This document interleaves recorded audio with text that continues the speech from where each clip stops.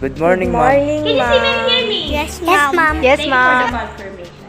Okay, before anything else, let's start our lesson for today with an opening prayer.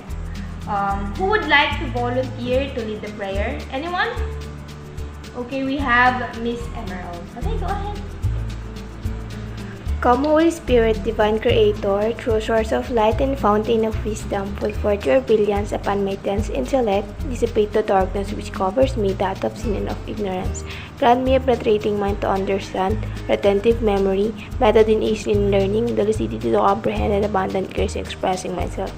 Guide the beginning of my work, direct its progress, and bring it to a successful completion. This I ask through Jesus Christ, true God and true man, living and reigning with you and the Father forever and ever. Amen.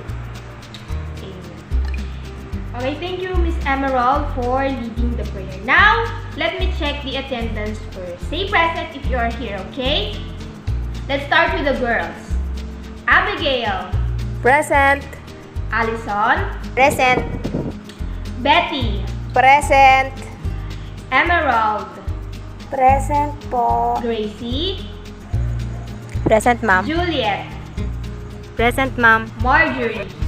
Present. Mary.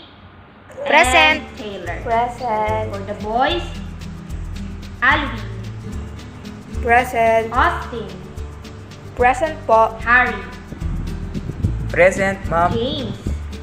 Present. Joe. Present, ma'am. John. Present po. Romeo. Present, ma'am. Riley. Present. And Stephen. Present. Okay. You guys are all here, okay? Now let's have a quick review. Class, can you define what is dressmaking? Anyone? Okay, we have Miss Juliet. Go ahead, Miss Juliet. Ma'am, it refers to the assembly of specific types of dress or clothing items, particularly women's clothing. Dressmaking is an age-old profession that dates back thousands of years.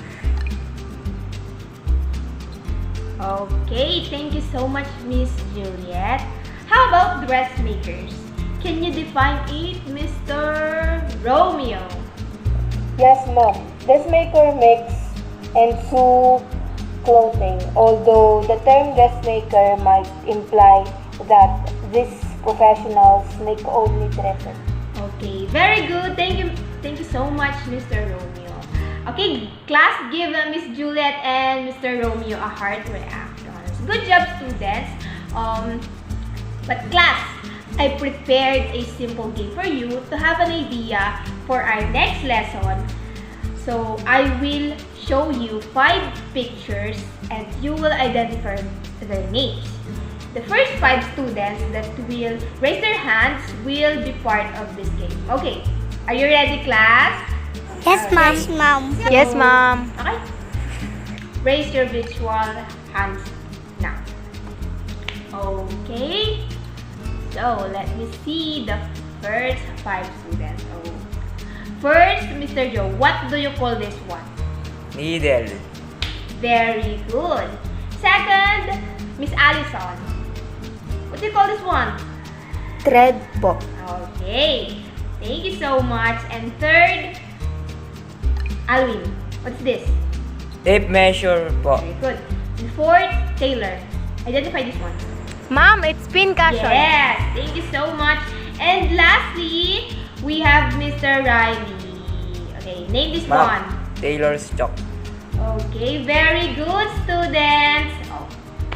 So now let's proceed to our lesson for today, which is the basic tools and materials in dressmaking. Our objectives is first, determine the use of basic tools and materials in dressmaking. Second is to show appreciation to the purpose of basic tools and materials in dressmaking.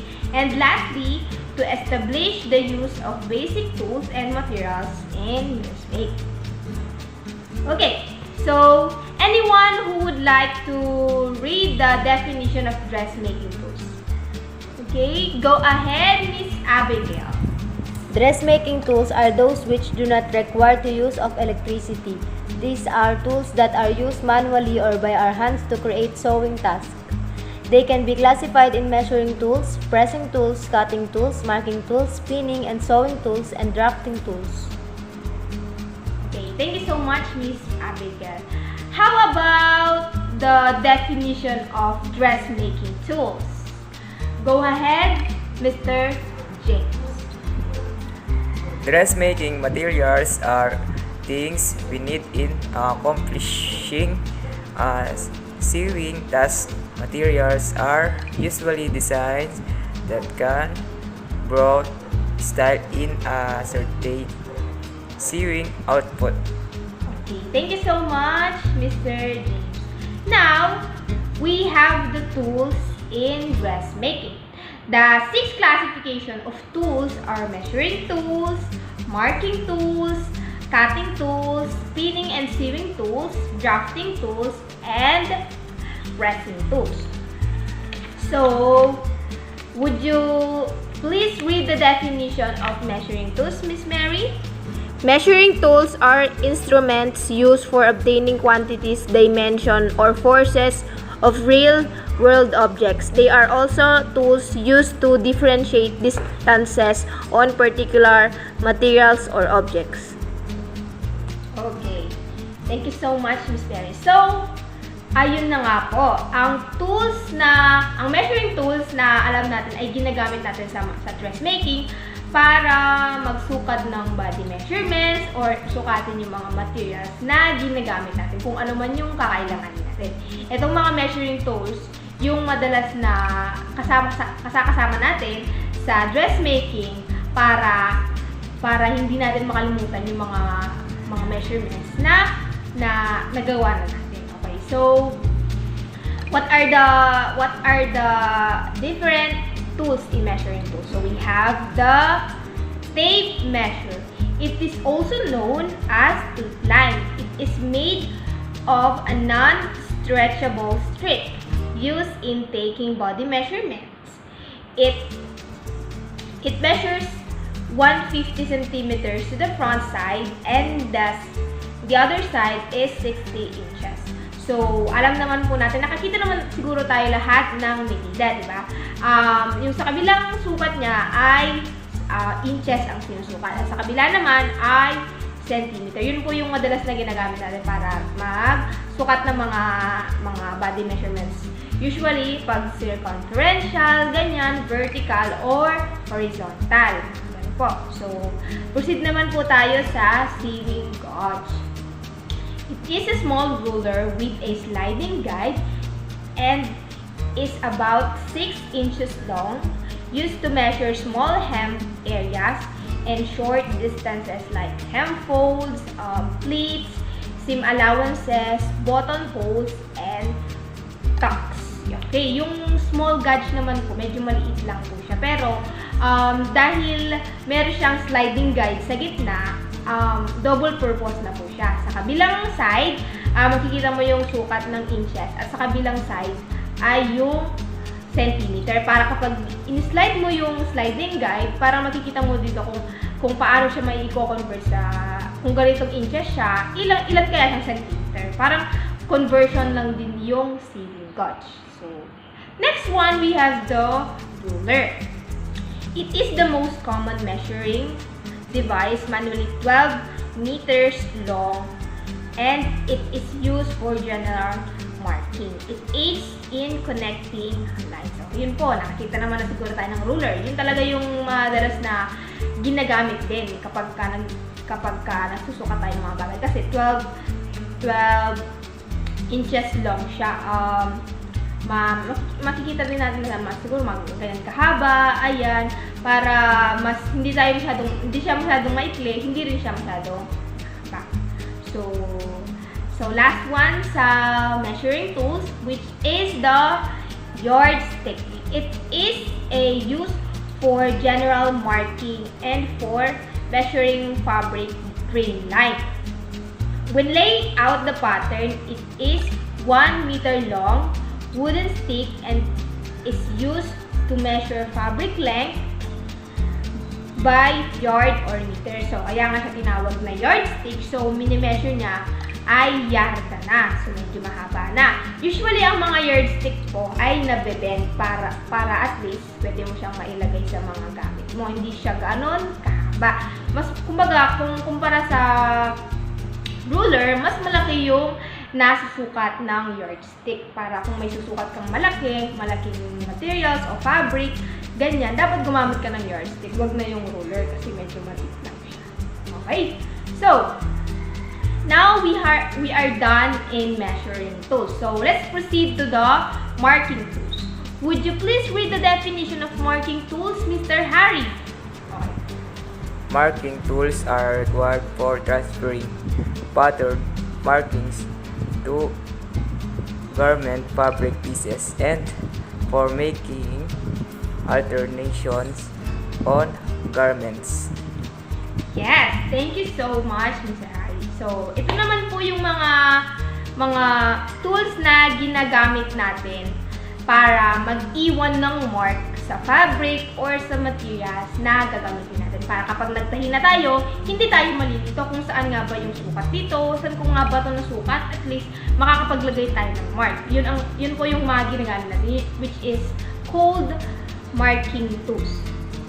Okay, so first one, we have this tailor's chalk.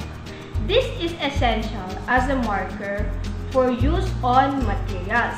It is available in a variety of colors and it is used to mark the fabric. It is made of hard chalk and can be removed by brushing.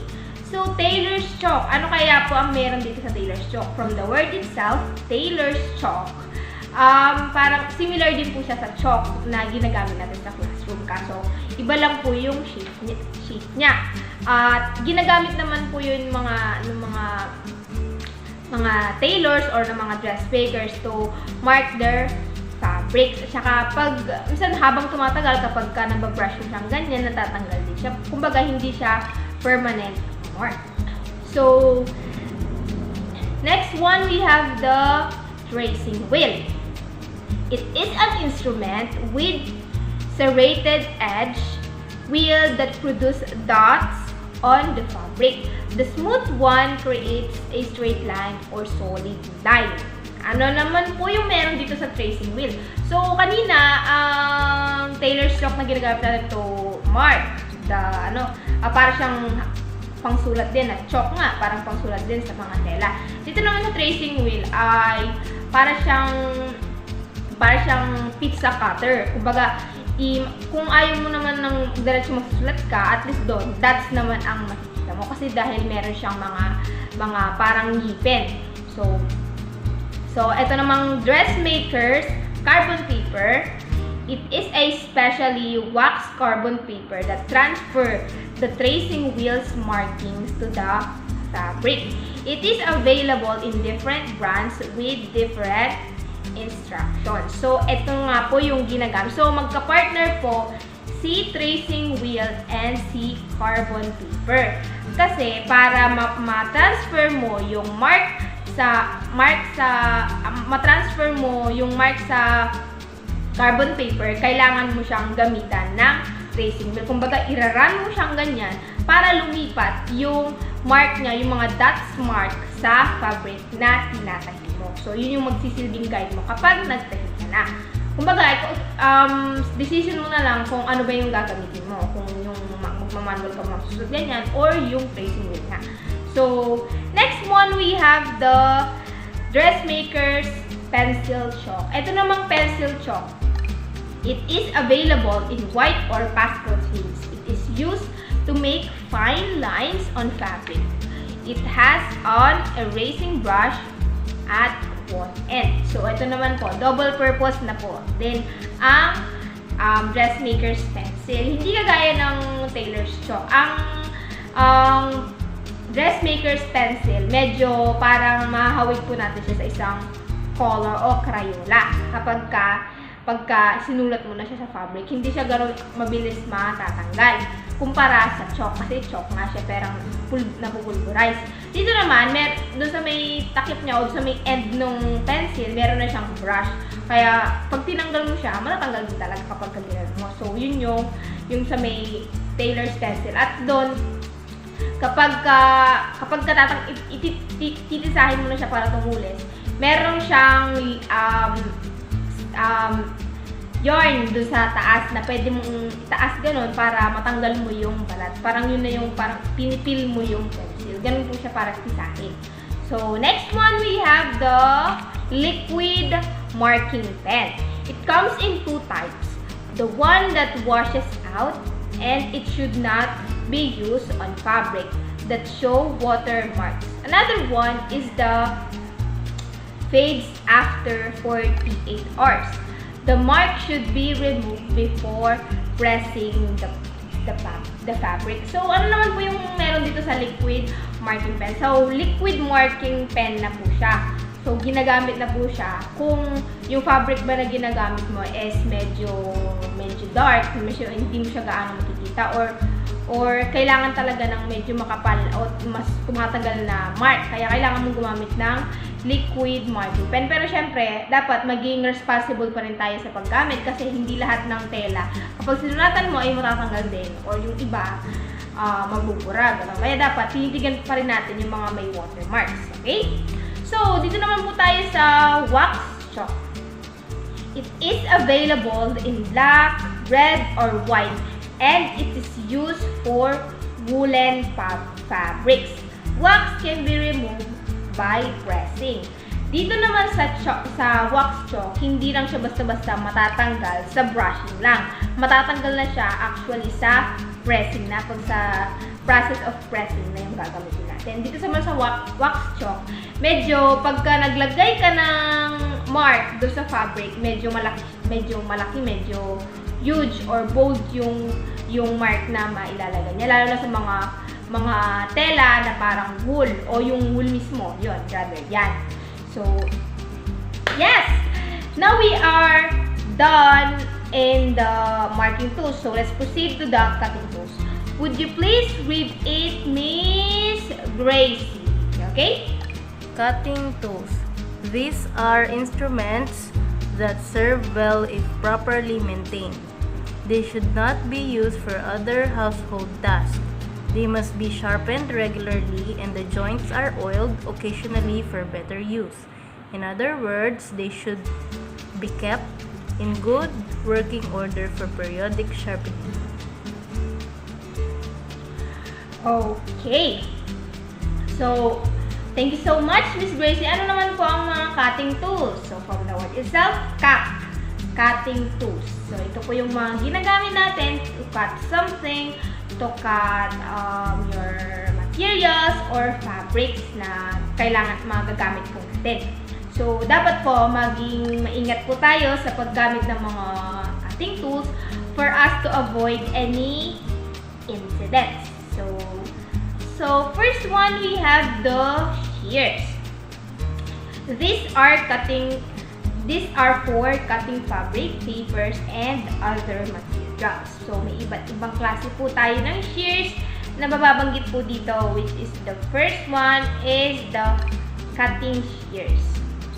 It has blades that are straight and best for cutting fabrics, usually 7 to 12 inches long. Ito naman pong cutting shears, medyo malaki po yung gunting na ito. Meron po siyang dalawang hole. Kung baga, mapapansin nyo, hindi po magka-size yung hole dyan sa pinapasok natin yung kamay natin. Hindi siya pareho. Usually, ginagamit po natin itong cutting tools para mag-cut ng medyo mahabang tela, ganyan, ng mga materials. Tsaka mas hard po yung pagkakakat sa kanya. Kung kailangan mo nang magugupit ka ng makapal, kailangan mo po siyang isdan. So, the pinking shears naman, it has a zigzag edge used to cut the edge for seam allowance for fabric that does not ravel. It is used also for cutting decorative materials. Ito naman pong pinking shears, kung makikita nyo, ay meron siyang zigzag edges. Kung gugupit kayo, makikita niyo talaga yung form na zigzag doon sa fabric na ginamit nyo. So, ito naman po sa third one is the scalloping shears. It is a tool that has scallop blades used to cut parts of garments with series of uniform scallops. Kung sa pinking shears, meron tayong zigzag form. Dito naman po, parang scallop. So, parang half circles po yung ma-form niya kapag gumagamit po tayo ng shears na ganito. So yun po yung mga shears na pwede po natin gamitin sa dressmaking. So, ito naman po sa scissors naman po tayo. Trimming scissors. These are 3 to 4 inches long, used for trimmings, clipping, threads, and snipping slashes. Ito naman pong trimming tools. Kung sa experience ko, medyo madali siyang gamitin kasi maliit lang yung blade niya. So, madali lang siyang ikat na gano'n. Wala kang daliling ipapasok or kumbaga ginaganon-ganon mo lang siya. Parang siyang sticker lang. Yan. Parang mas ginagamit siya sa mga maliliit na spaces lang.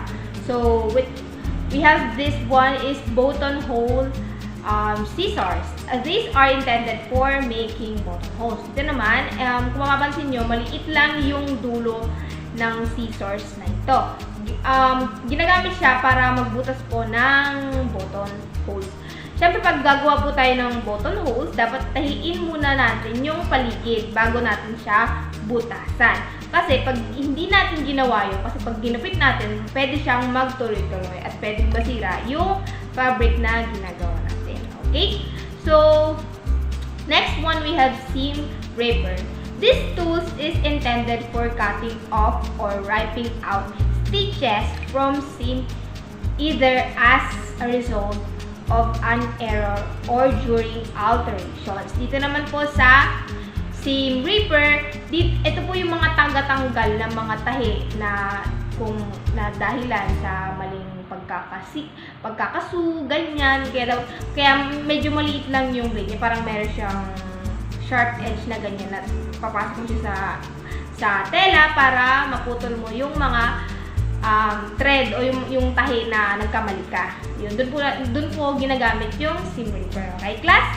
So, next one, we have the embroidery scissors. Ito naman po, it is a sharp pointed scissors, usually 4 to 5 inches long, used in cutting fine delicate cloth and thread in embroidery work. Ito naman pong embroidery scissors, ginagamit siya sa pagbuborda. Maliit lang na gunting to at yung edge po niya parang pa-curve ng konti yung blades po ng scissors.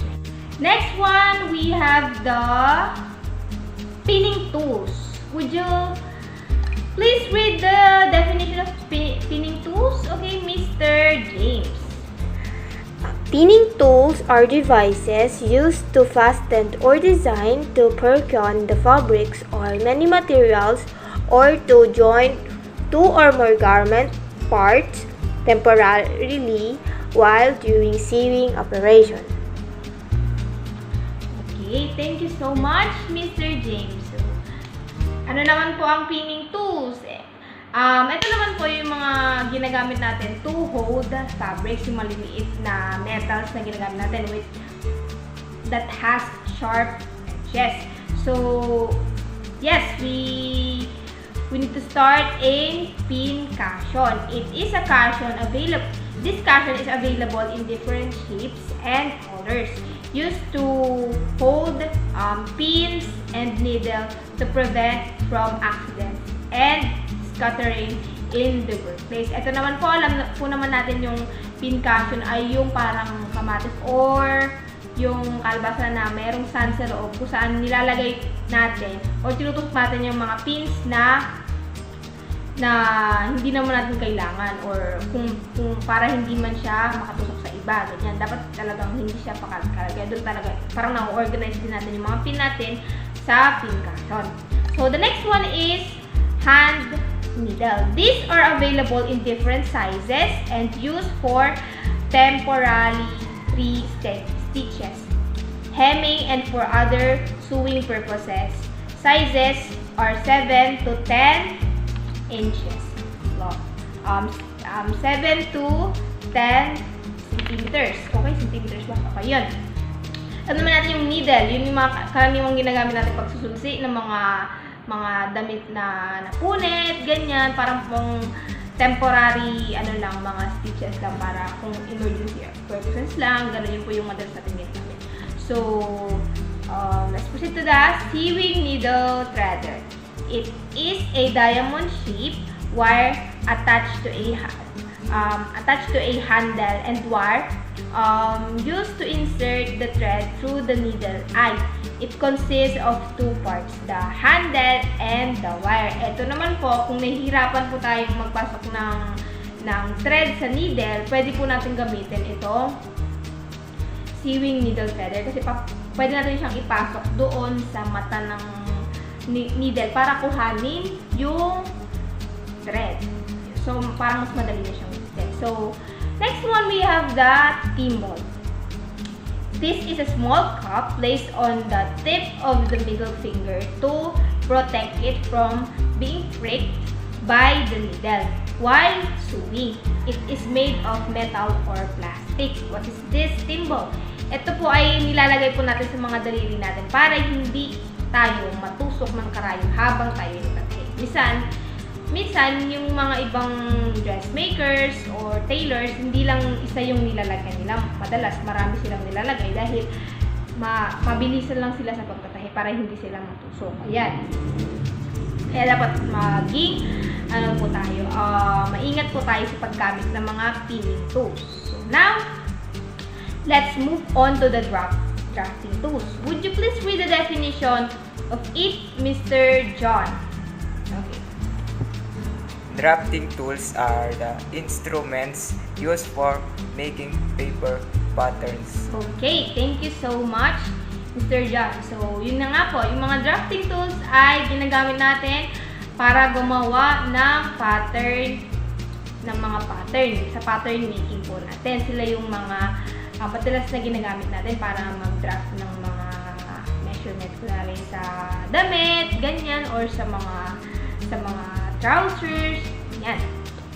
So we have here the L square. It is called the Taylor square, which is one of the most basic of the pattern making. This is an aluminum ruler with 90 degrees angle. It has two arms connected perpendicularly and used to draw or make construction lines in pattern drafting. Ito naman po yung L square, yung nakaganyan. So, double purpose na po siya. Kadalasan, ginagamit siya para gumawa ng line sa mga scales. Dito meron.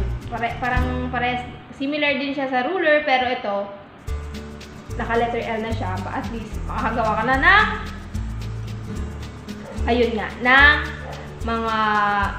mga angles.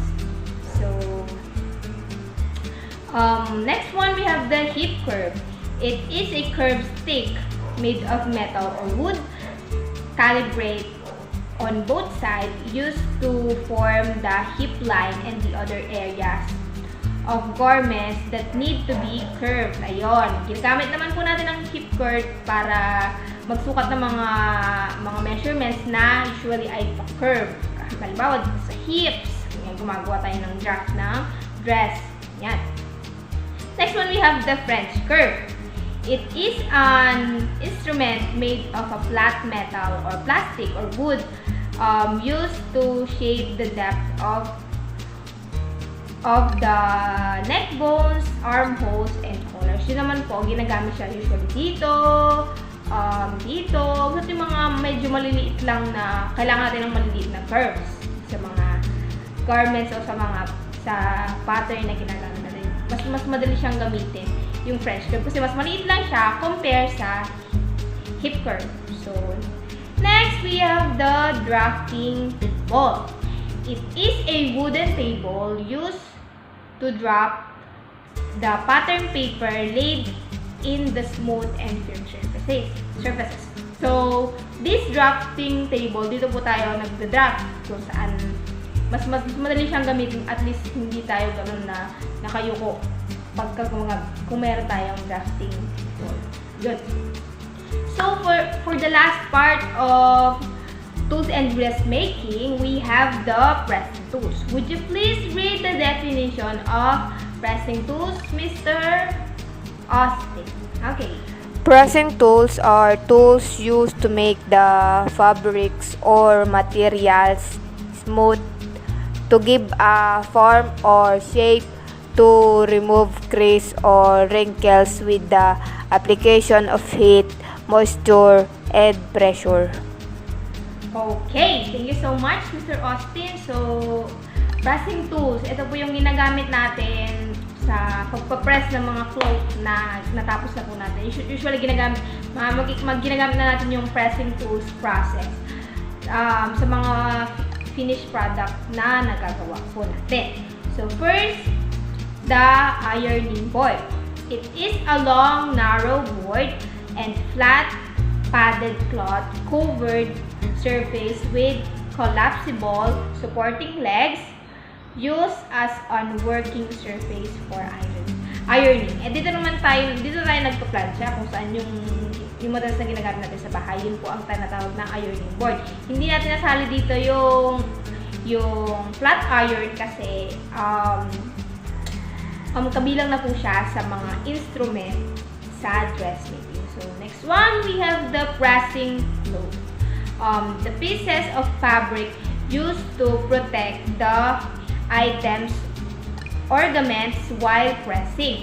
The purpose of this pressing cloth is to prevent from scorching on shining fabrics to protect the iron and the garments. Ito naman po, pag ginagawa na po natin yung pressing, dapat ilagay natin yung pressing cloth para pag pinapress na po natin siya, kung sakali man na halimbawa masunog, at least hindi agad masusunog yung tela o yung garment na pinapress po natin. At least yung pressing cloth, yung susunog. Pero hindi naman din siya ganun na mabilis masunog yung pressing cloth kahit na manipis po siya. Yun po yung madalas. At saka mapoprotektahan niya rin po yung iron and yung garment. Halimbawa, nagpo-press po tayo ng mga woolen fabrics, ganyan. Siyempre, iba-ibang tela naman yung ginagamit natin sa pressing tools, sa pressing process. So, next, we have the sleeve board. It is a small ironing board used for pressing narrow areas such as sleeves and trousers. Dito natin ipapasok yung mga, halimbawa, etong sleeves, kailangan natin siyang plansyahin. Ipapasok po natin siya doon sa may sleeve board para mas madali siyang plansyahin or press. So, next one for the last is the pressing ham. It is tightly stuffed pillow used in a curved mold when pressing curved areas to the garment such as sleeves, collars, neckline, darts, and etc. So, dito naman po, magagamit po natin yung pressing ham para i-curve po yung mga bagay. Halimbawa, yung dito, ilalagay po natin yung pressing ham dito para hindi siya ganun na malungkot. Para at least naka-form pa rin siya na pa-circle. Ganyan. Ginagamit po talaga siya sa pressing or i-press mo po yung mga fabrics na ginagamit natin. Okay, class? So, siguro, sana naman malinaw po yung mga tools na na-discuss po natin. So, for the last part of our lesson, we have the materials in dressmaking. Let's start with the fabric. It is the cloth used in making garments. The plain cotton fabrics, floor stock, or cachas is the most appropriate materials for beginners because these are very easy to handle. Okay, ito po yung mga tela na kadalasang ginagamit po natin sa dressmaking para gumawa ng mga sewing outputs. Minsan, may mga tela na see-through, ganyan, may mga makakapal, meron ding maninipit. So, next one, we have the threads. It is used in assembling or constructing the parts of the garment. These may vary in sizes and colors. Heavy fabrics need stronger threads. Threads should have the same color with that of the fabric used. So, ayun po, dapat responsible po tayo sa paggamit ng thread. Dapat kung gagamit po tayo ng thread, dapat make sure na kakulay po iyon ng fabric na gagamitin natin. Kung makapal po yung fabric na gagamitin natin, dapat makapal din yung tela. Okay? Kung manipis naman, siguro syempre manipis. Pero dapat, i-assure natin na dapat iyon ay matibay. Okay?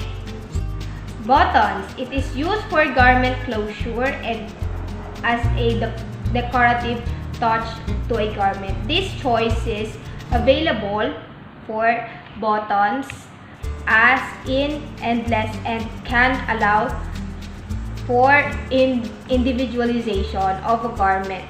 See-through buttons are flat with 2 or more holes and can be sewn on by hands or a machine. Ito naman po mga buttons, alam natin mga bitones. Yun po yung taga-dikit po ng mga garments or saan pampaganda rin po sa mga sewing task na ginagawa natin. So last one, we have the zippers. A zipper or zip fly or zip fastener, formerly known as a clasp locker, is a commonly used device for binding together two edges of fabric or other flexible material.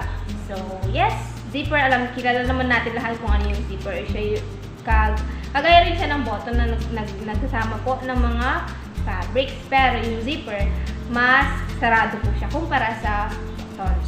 Okay?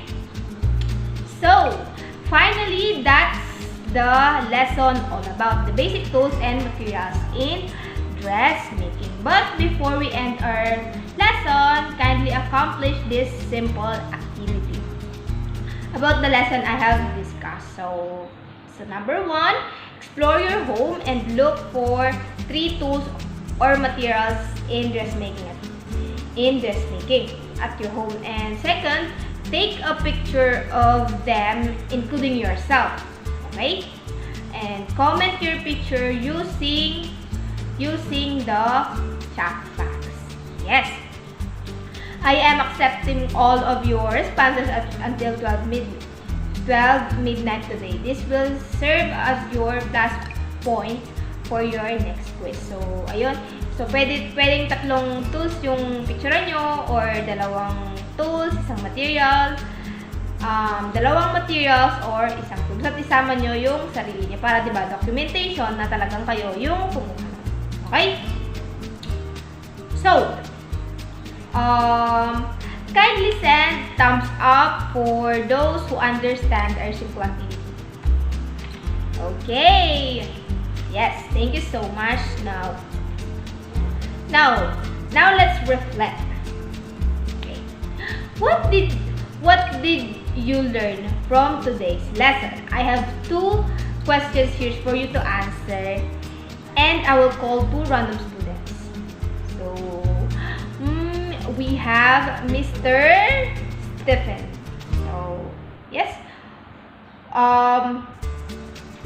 What is the importance of learning the basic tools and materials in dressmaking? Yes, ma'am. I learned that it can help you to enhance your skills in sewing. If your clothes accidentally ripped off and you are running out of time, you will know how to immediately sew it using the proper sewing tools and materials in dressmaking. That's it. Okay. Thank you so much, Mr. Stephen. I like your answer. So next one for the last, go ahead, Miss Betty. What is the importance of learning the usage of the basic tools and materials in dressmaking? Okay. So go ahead, Miss Betty. Ma'am, it is very important to know the proper usage of tools and materials in dressmaking for us to avoid any problems that can cause needle thread breakage, skipping stitches, or to be pricked. We need to consider our safety in using tools and materials in dressmaking for us to make more wonderful sewing outputs. Okay, thank you so much, Miss Betty. Class, give Miss Betty and Mr.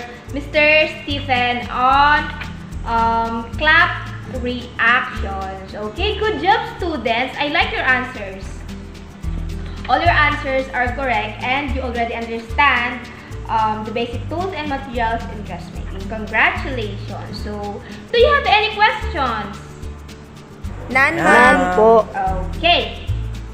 So, I just want to leave this simple quotation for you, which is the beautiful things come together with one stitch at a time. Sana yon, wag niyong kalimutan yung quotation na yun at sana isa buhay nyo kahit pa paano yung mga natutunan natin ngayong araw. From safety, tsaka sa mga skills na pwede nating malaman dito sa dressmaking. So, for your activity, draw all the tools and materials in dressmaking that we have discussed in an Oslo paper. Label them and make sure to put margins on your output. Make it creative and colorful. The deadline will be next week pa naman, kaya sana nag-expect din ako ng magandang mga gawa from you, class. So, ayan. And of course, your assignment is to have an advanced reading for our next lesson, which is the parts of sewing machine. Okay? Class, that's all for today. Thank you for listening and see you all next meeting. Okay, goodbye, class. Goodbye, ma'am. Yes.